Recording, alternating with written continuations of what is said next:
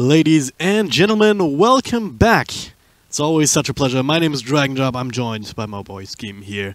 And it's finally time for NaVi versus the Whites.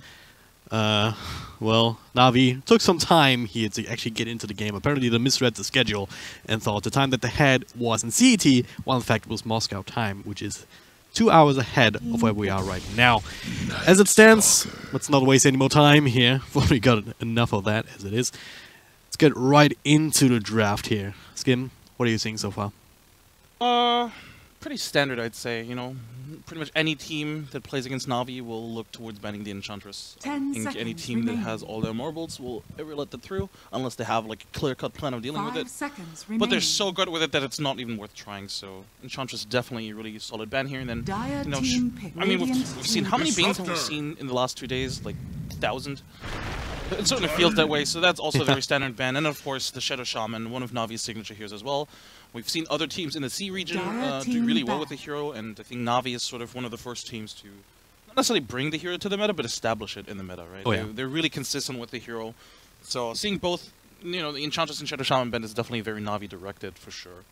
And, you know, the Tiny is just a solid pickup these days. We have seen the 3 and 4 position Tiny in SEA. I doubt that we'll see that here. I mean, as you mentioned earlier today, you know, CIS Europe, more so the core Tiny, you know, the first, the one position Tiny. Yeah.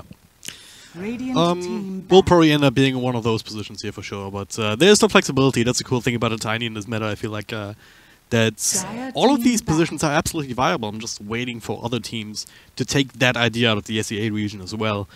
And the only position that you can't play really is the 5 row, right? And you can't say that about too many heroes, but also like the Ancient Apparition here, that's more a CIS flavor. I don't think we've seen it. Might have seen it once or so in SEA. I'm not entirely sure anymore. But it's certainly more of a more common pick here in the European CIS regions. And if you combo that up with the right hero, you can do a lot with that even in the early laning stage. I mean, Tiny is not the easiest setup for the cold feed, but it can even make something like a Rubik have much more of an impact, because with the lift you can make sure that the cold feed will proc, and then you have the Chilling Touch to provide that extra bit of damage towards all of your tri-lane heroes, essentially to get rid of pretty much any offlaner that Whites will throw at them. Unless it's some sort of aggro lane, or perhaps a dual offlane with like some tanky and annoying heroes. We'll see how they want to deal with that. For now, they've got the Disruptor, they've got the Night Stalker, so presumably the 4 and 5 positions. And in terms of offlane heroes, there's still quite a few left. Like, you're thinking about the Brewmaster, the Tidehunter, Underlord also still in the pool. Beastmaster is also a pretty good hero. Yeah. Adds a lot of push. It's not necessarily that easy to deal with in the lane. It's a good lockdown against a Tiny, though. As I say that, I mean, is any lockdown these days really good against a Tiny? It really isn't, no. It doesn't feel that way, right? Status resistance, hooray. We have a Monkey King pick, something that Whites picked up yesterday in their victory in the first round. They played a really solid Monkey King, I'd say. I mean, you know, as solid as they can play it, really. And NaVi responded with a very quick and swift Conquer pick. I assume this is a 4-position Conquer. We have seen a 2-position Conquer for mid one at the Hamburg Major, so that's not out of the realm. But generally speaking, he does a lot of things already pretty well as the 4-position Conquer. You know, with the X mark, it's pretty strong. I don't really see the value of having him as a 2-position here. That said, the Tidebringer is pretty strong against Monkey King, just because it ignores, Tidebringer ignores armor, so yeah, hit the Disruptor. It's like a very easy target. Well, all the same, like, I feel like mid Kunka has to be extremely specialized, and you have to be really, really good at it. Not just with using your spells, but also with farming efficiently and itemizing correctly. Whereas as a support Kunka, as a 4 in 5 position, depending on where they end up.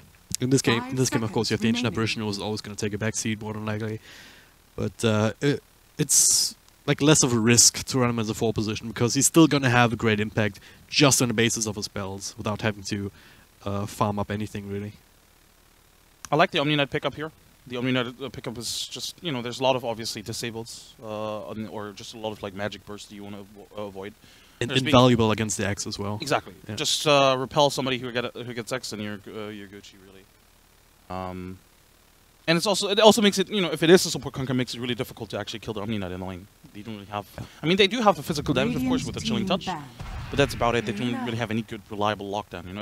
If they had like a clockwork like lockdown that still blocks repel, of course, that would have been decent. But Kunkka in general doesn't necessarily zone out people that well. Well, they had some extra right click at the very least with the Luna. So maybe they can still exploit the early levels of the Omni Knight, because you don't ever want to start with the repel, really. Ideally, you skip that and put more points into the purification as well as the degen aura to start running down the supports aggressively. But yeah, might not get the chance, or might not be able to afford that this game entirely. Yeah, I can definitely see the Night Stalker though, maybe running interference there. If NaVi's supports are overextending a little bit too much, then they can easily find themselves on the wrong end of a turnaround. So Whites are taking out the DK, fully expecting the last pick to be a mid laner for Dendi. I think that's a fair assumption, but there's also technically, again, we talked about the 2-position Kunkka, but also the 2-position Tiny. It could be a 3-position Tiny. I do think there's a bit of value here because they can play aggressive with the Kunkka as well in lane. That actually does work quite well. You have the cleave from the tree, you have the Tidebringer, and then you have obviously the combo with like Avalanche, Toss, X, Torrent, whatever. So there's a lot of stuff there. And especially, Disruptor in lane is actually quite vulnerable to these kind of ganks because he doesn't have like good defensive abilities. Yeah, if you hit like a cool static field, I guess that's nice. But obviously in the early on, he's more aggressive as opposed to defensive, so I think that is something they could technically exploit. But we shall see, I suppose. I don't think I've seen General play Tiny. Yeah, I'm not sure. It's been a while since I've seen NaVi in general. Because I've been busy watching many other games and, of course, casting as well. But last band's coming through now. 50 seconds left on reserve times, NaVi, and they can take some time here to think about what Whites will want to pick up. They're still looking for the mid lane hero, and they had the very last pick coming into this, so it's more a matter of figuring out, alright, what do we want to play? What is safe enough that it can't really get counted out, especially if you ban another hero, if you utilize that. So they take out the Shadow Fiend, not the most obvious one here, there's no clockwork or anything to fuel them up early with the souls, but they take that out. And they pick up the Queen of Pain Puck in this game, still in the pool actually. So if you want that classic counter, that is still available for Whites. The question is, does it really fit in with their lineup? Because I feel like it would leave them a little bit thin in terms of damage output. It's very limited. You get that one single burst out, but in terms of sustained damage, they're kind of lacking right now, until the Monkey King really gets going and becomes that menace to deal with. Yeah, I feel like Puck would be a little bit too weak, especially because they have the Omni Knight as the offlaner. Medusa, yeah. Medusa it is, so they're going to play around Medusa and have her as a primary carry.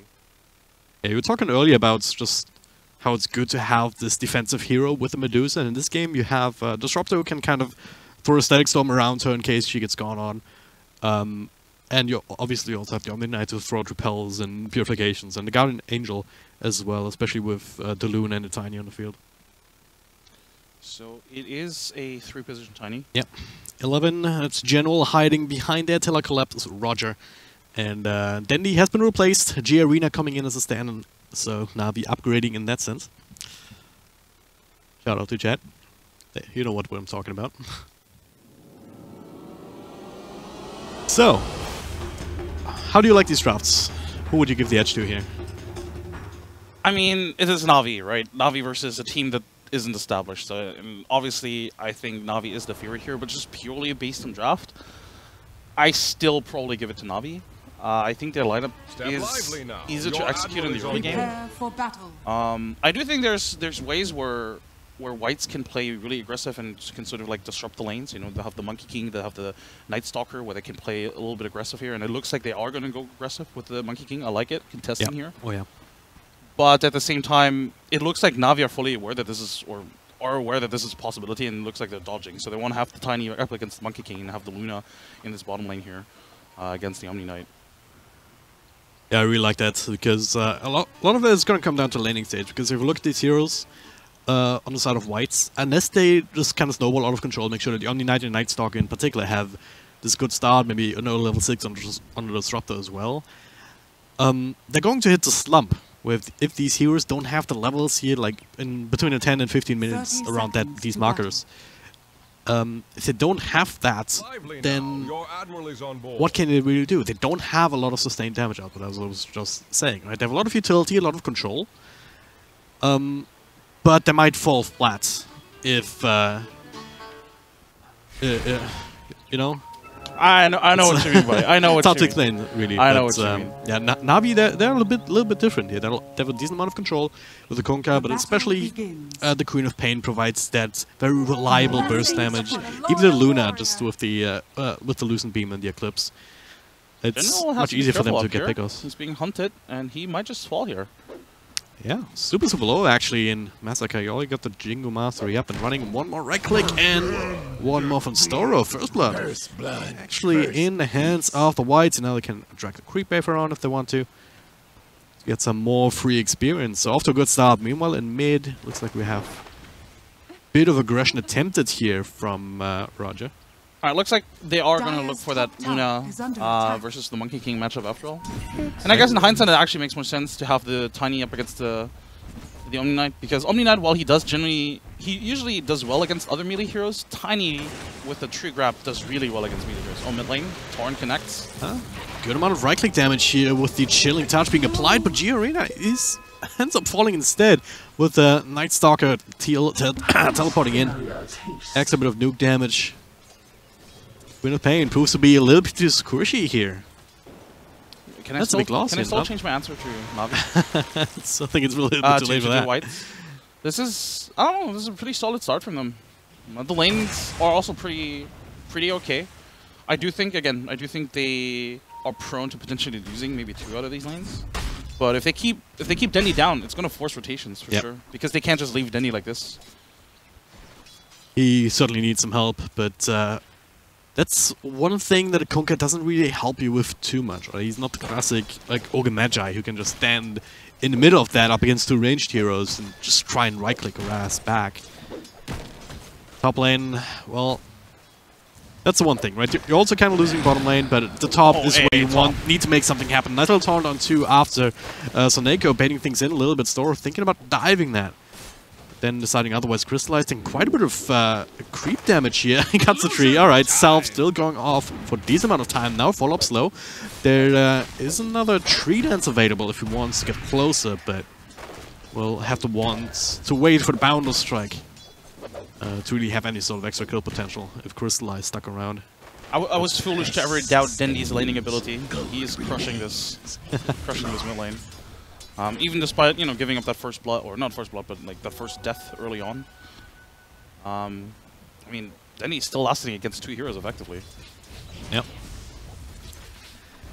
8 and 7 to the 4 and 2 now on the Medusa. It's actually quite significant, especially did it nice, especially in a dual lane, right? I mean, he's been left alone for the most part, so the level disparity will come into play sooner rather than later if that continues. You're a trusty mate. Top lane, looks like they rotated out a little bit. Monkey King doing some stacks of his own. Down bottom, Omni Knight continuing to dominate, I want to say. At the same time, Tiny's actually keeping up in terms of levels quite nicely. Still plenty of region. He's only behind by just a little bit. Yeah. And this is, again, I think this is the power of the Tiny against most melee heroes these days. Because of tree grab, you can harass and trade much more efficiently. And Omni Knight usually has the advantage because of Purification and Degen Aura, but Tiny doesn't really mind either of those. And if he just has enough tangos, he can actually trade much more efficiently than any other melee hero in this scenario. Yep. Mid lane, Denny has to be careful. Night Stalker is already here. If he hits the Void, that could be a kill, but he would have to eat through all the trees. Yeah, trying to cut through here. Doesn't quite get in range. And they're no successfully... What? How is that scan not hitting him? That is bullshit. It looks a little bit bigger than it actually is, I think. Yeah, that looked like it should have hit him. But it was good awareness. They don't see the Night Stalker, of course, and they don't see the Monkey King either. Technically, both of them could be there, but... Well, you see Night Stalker now, Storo. Just hit nighttime, so we'll have no problems walking out of that range. Now, turning things around, Boundless Strike to cancel TPs, and Neko is in a world of hurt. No creeps to even try to deny himself to. So, well, we had a Night Stalker earlier that didn't really have the best matchups, but this is certainly a good start. A nighttime hits, you immediately participate in a kill. Yeah, pretty good. But at the same time, you know, if you look at the last hits, all 3 cores from NaVi are doing just perfectly fine. Yeah. Whereas the Monkey King, yeah, he's been part of what, 2 kills now, but he was forced to go back into the jungle, and once, you know, Suneko and God, I forgot Kunka's name. Roger. Roger, right? Yeah. Once they come back into the lane, it's gonna be really difficult. They can zone them out again. But looks like they're smoking up for the mid lane. Yeah. They have X, they have Torrent, they have Chilling Touch, Cold Feet. This should be a kill, unless there's some massive rotations back. There's Night Stalker coming through. Gonna try now. Into the Cold Feet, Chilling Touch. Yeah, they'll be able to get it. At what cost though? G-Arena dropping lower and lower. No mana for Bling, even if you had the cooldown. So it'll be a 1-for-1 trade. A couple of TPs forced out, but I don't know if that's not gonna be enough, because one of the TPs is the Monkey King is gonna get a safe farm here. At the same time, it also means safe for Luna. So overall, very even exchange, right? Pretty much. I'm surprised that it was as successful as it was, just from Navi's side, because I feel like it was very telegraphed. Because both supports didn't show on the top lane for like ever. After they got killed, you'd think that support was immediately rotate back to lane to help the Luna, because Luna got contested. Yeah. And they never showed, and they had vision across, you know, on this top lane, so they knew if the supports were going to come back or not. And well, still a very even trade, and then he just, I guess, you know, as the Dusa grows in levels, she has a much easier time harassing Dendy back and trying to last it. So that's why you can see now the last hits are pretty even in this mid lane. Alright. Top lane Night Stalker thought about maybe trying to make something happen, but in this instance NaVi able to retreat under the tower before they could really get caught off guard. Now they have 3 heroes of their own here. Roger also making a rotation up top. Monkey King only level 4, so he's kind of struggling in that department. Now the X into the tower. Netherbound strike to try and interrupt. 3 dance in, or whatever that's called, jumping in. And Suneko is the one dropping lowest first, and with the Jingo Mastery triggered, he can also start right-clicking away to recover some of the health points. Crystallize, not fast enough to walk out of that with the Void Slow. Secondary casualty here. Whites continue to dominate this early game. Bit of a foolish attempt from NaVi. If they had, I'm not sure they actually checked the Night Stalker's inventory, but not only does he have a magic stick, he has raindrops. I don't think they would have ever been able to get that kill, unless, you know, the Radiant just completely don't contest at all. So this was a good, I guess, good reaction from the Radiant, but at the same time, I feel like NaVi just shouldn't have gone for it in the first place. And giving away Night Stalker kills, you know, or kills to the Night Stalker during nighttime is just not something you want to do, because ideally, you choke him out of the nighttime and just don't give him anything, and that stifles his growth a lot, because the first nighttime is really where it's at. If he doesn't do well in this nighttime, he really falls off. Another X and another Torrent. No immediate follow-up, but they do have the kinetic fields. Oh, they're sitting inside the kinetic field, so it's not really slowing them down at all either. So, nicely done there. Getting that support kill, trying to re-establish control over this top part of the map. Don't really want to let this go. I mean, they're still, as I said, they're still doing well enough in these other lanes. It's bottom 8, it's a solo kill, alright. Not sure how that happened. They've been kind of just exchanging farm for the longest time. But when you see this Tiny just looking to make an impact on the other lanes? Depends what item he wants to go for. We had a 3-position Tiny earlier today, and when we saw the Shadow Blade, I do think it would actually be the right decision to go for a Shadow Blade again. But oh, top lane. Right, it's just straight up running him down, or trying to anyway. Gets dragged back by the X before he can get the last hit in. Now it's just fighting up against Crystallize with the Jingo Mastery. He can do that a little bit with the lifesteal, but look at the Roche Pit!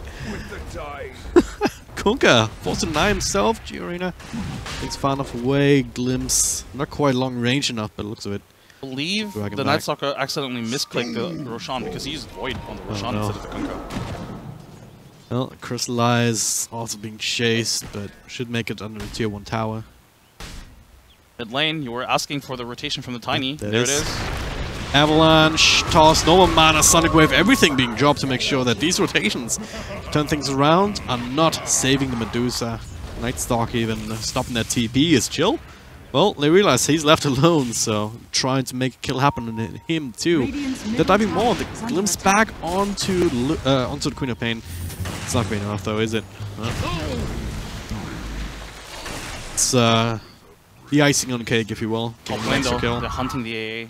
Tiny's coming in. Doesn't have mana though. Or actually has a soul ring, never mind. It is combo. Oh, that's a dead Night Stalker. And this is where the Pinata strat comes in, right? I mean, yeah, you just let the Night Stalker get a bunch of kills, then you take it for yourself. Grab that kill streak for some easy money. And you were asking for the Tiny rotations. There they are. Yeah. Leading the net worth chart now. 4 kills from the Tiny. Really well played from General thus far. Going for the drum build. I like it. Makes it more sustainable. Doesn't have to go for those, you know, high mobility items with the Blink or the Shadow Blade, really. And this way he can also naturally transition better into a carry position. Yeah. A gift from the tempest of battle. Not that it necessarily has to. I mean, Crystallize is also doing very well on Luna. Only a couple hundred gold away from him. And still Dendy keeping up and even still very much ahead of the Medusa. You do have that comeback potential, obviously. You have, well, as soon as you max out the split shot, you can farm up jungle camps rather easily. And also has the value build with 2 Wraith Bands, of course. So that's exactly what Kat is doing right now. Just stacking up, farming these 2 camps. Takes a while, but if you're not contested, you can come back with that. Oh, popping up a bunch of spells on the purification. And Giorino, that's a haste rune, so the kill will be secured regardless. Then the end the ball with that, and they also scout a jewel stack that they can take very easily indeed. It's a bit of an issue. And bottom lane, they're pinging out the Night Stalker. Like, Navi is just putting on the aggression, really, and I like this. Yeah, you give the Juices some farm, but you make sure that everybody else in that team is starved. And starting with the Ice Blast here, does only graze Night Stalker, I believe, but he's being X back in the turn. Crystallize can continue to right clicks. And that'll be the end of that. They also have a catapult wave, so there'll also be a free tier 1 tower. Meanwhile, mid Avalanche with the toss, couple of extra right clicks, chill, nothing you can do against that. Meanwhile, Queen of Pain, Dendy is just running down the Monkey King. Tossed up into the air again. No, cannot jump to the tree here with this. With the Shadow Strike taken away. And another Sonic Wave to seal the deal. Well played indeed, General. Has the right idea. Navi's now just completely outplaying them in all the fronts. Just continuing here, can do another combo! It just makes it look so easy.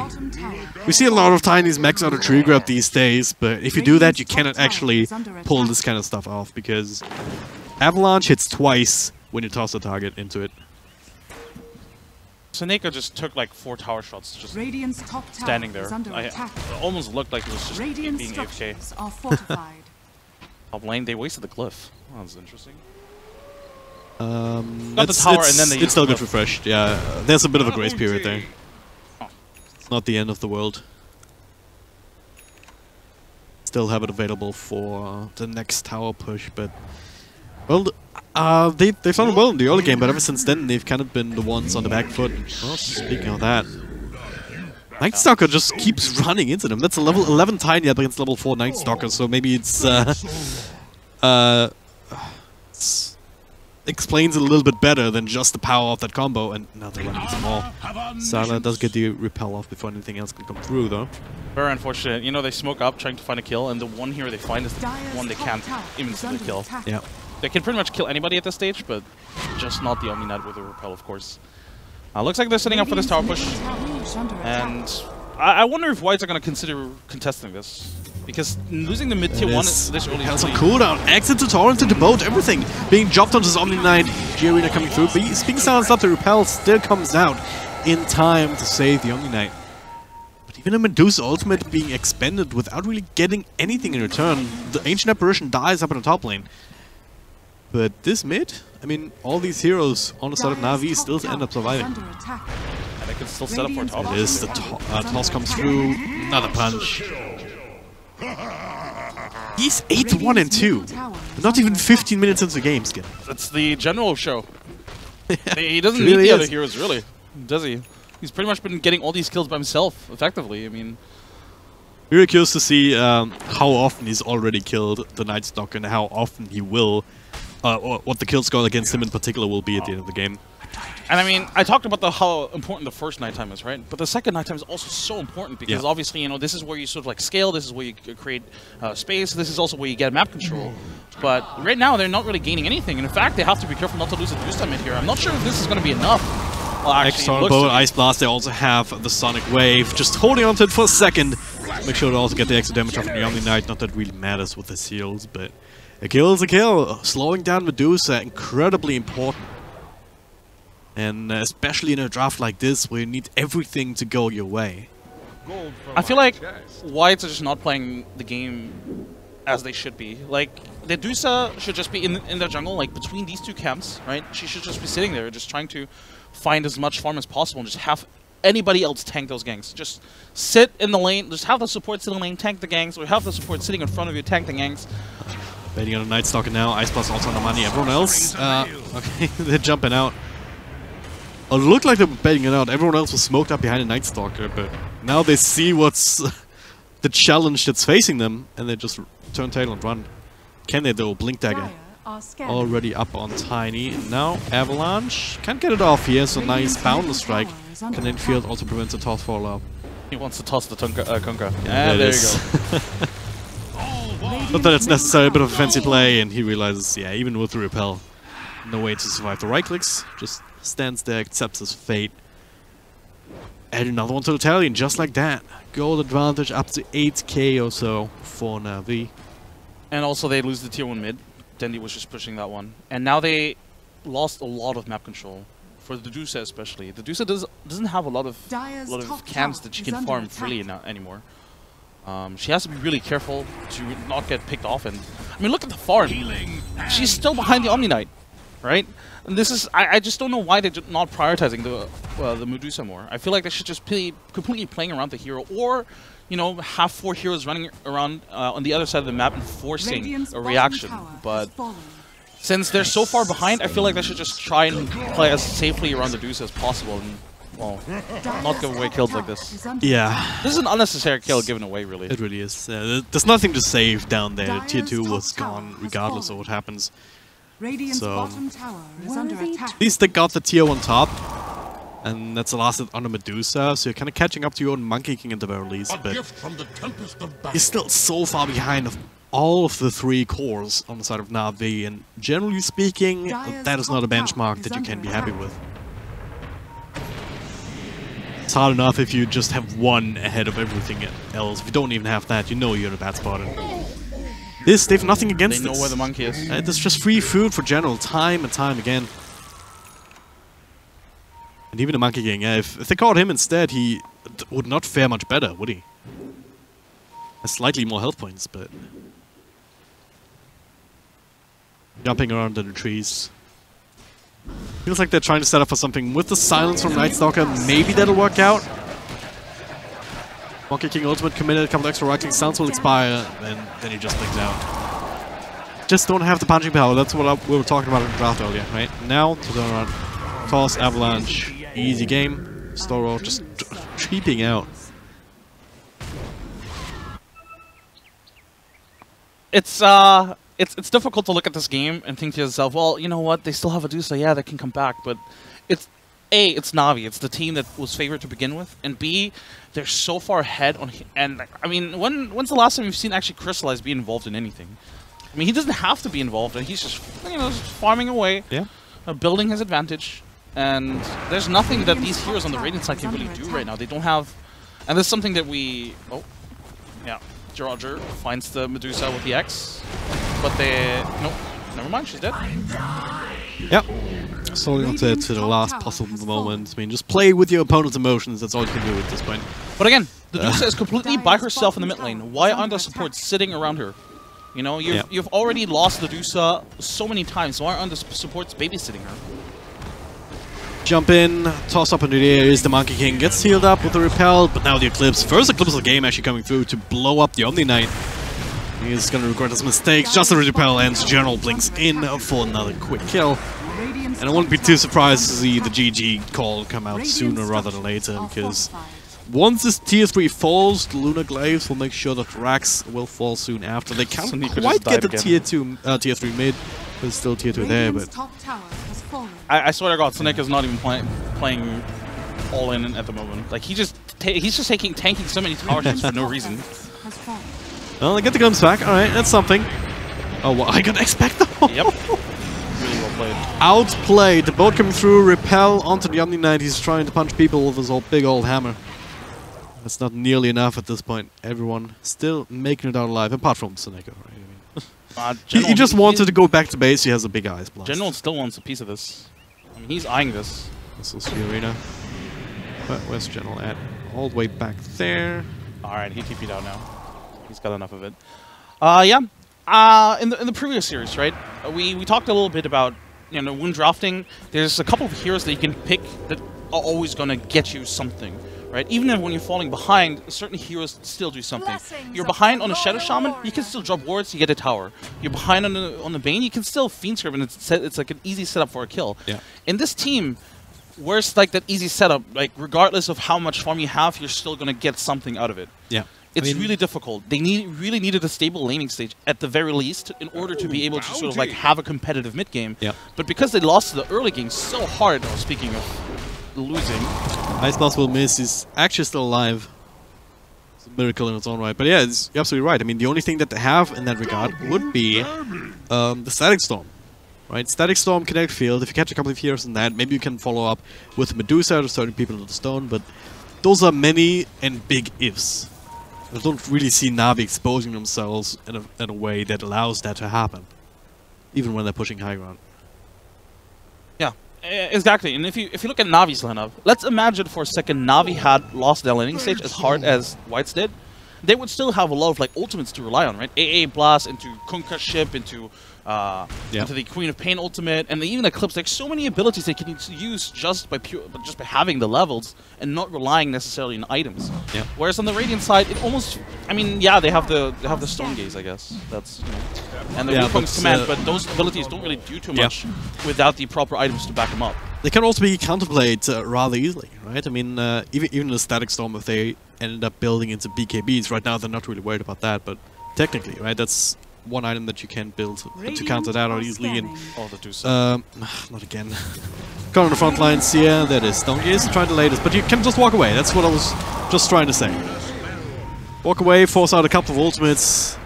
Then he's caught in the middle of that, does not actually have any way to spell that silence, so this time with all of the heroes here, he's actually dead, but at what cost? General gets come off on 2 heroes, and the glaives starting to bounce around. Slice. It's time to go away though. He's leaving it to Generals. Dropped low himself. He's gonna kill this Omni. He's gonna kill the Omni, 100%. Yeah, he wants Medusa. Could have just punched the Omni and killed him, I'm pretty sure. I'm pretty sure as well. But yeah. Blinking out. Now he's the one taking tower shots for no reason. Alright. I don't even know what's happening. He wanted it. He wanted it. Yeah. A valiant effort. And they only lost Andy out of it. Oh, AA Blast? Nah, shit. Nobody's in a danger zone anyway. It's on level 1 anyway, so it's very underwhelming, really, compared to what you sometimes see with the Axe Ice Blast hitting. I haven't seen an Axe Ancient Apparition in quite a while, actually. It's kind of sad, because the 17 seconds is ridiculous. That's an eternity in Dota terms. Your admiral is on board. But yeah, they don't need it in this game. Alright, let's look at some of the items coming out on the Radiant side. You know, we do have the Echo Saber on the Monkey King. We've had it for a while now, I suppose. There is the Hurricane Pike soon on the Dusa that does help her being more survivable against this lineup. Yeah. And you know, for the past, I want to say 2-3 minutes, General's never giving me time to talk. He's just always killing people. Just talk over it, you know what's gonna happen, right? I mean, the fight still rages on. Omnic gets caught by the Ice Blast, so he should be dead too. Especially with the big old punch from the Kunkka. Jiren comes through. Nice little Sonic Wave to help that along as well. Now, once again, Medusa caught in the front. Triple kill for General. Not even breaking a sweat, really. As I say that, though, Roger is the one who's almost dead. Somebody is playing the medic. Like they just pop like, oh, it's Kunkka. He just popped like 3 clarities on everybody. Yeah. Like, all right, guys, I got you. And he's bringing 6 cells. He's going back to the base, bringing 6 cells. He's the medic. What a guy! And 3 more cells from Sneko. Look at this. What a This player. is ridiculous. I mean, it's one thing to just X somebody back, like X like one of your cores, but it's another thing to do this shit, right? Triple self. Yeah. Sailor, help! Yeah, they know. We need help, guys. Well, without the Deuce, I think there's no way they can possibly fight, so they're definitely going to lose these two lanes of racks. Nothing they can do about it, really. But with this, they should be able, or they should try to fight now, look for a fight here. Nightsucker's also coming from behind. This could be a good angle. Might not anticipate this. The last hurrah. They get the glimpse back into the stack zone. That's a good start onto Luna. Starting to try and fight, but there's the Ice Blast, there's the boat, there's the backstab from General in turn. 2, 3, 4 heroes dead in total now, and GG well played. Finally called. Well, NaVi making up for lost time, I'd say. You know? I guess so, yeah. I mean, been like an hour or so after scheduled start time for a 24-minute game. Right back on track. Well, what is there really to say? I think it was pretty obvious that NaVi was the favorite team here, for sure. Like NaVi, as it is right now, they're like one of the better teams, obviously in the CIS region, and even I mean, we've seen on LAN how good they actually are, even against international competition. So this was very much to be expected. Just from the draft-wise, I think they had a much more solid draft as well, much easier to execute in my opinion. Whites, I can see the idea behind it. I can see the idea behind the draft, and we've seen these kind of Deuce drafts in the past couple of days now, where teams. It feels like a lot of these teams in these qualifiers are just thinking, well, we'll just pick Deuce and we'll just try to protect her, and Deuce will carry us to victory. Hasn't really worked out thus far. All right, and well. What more is there to say, really, about this game? Not a whole lot, really. So, without further ado, we're going to go into a short break, but we'll be back for game number 2 between Whites and NaVi in just a couple of minutes, so don't go too far away.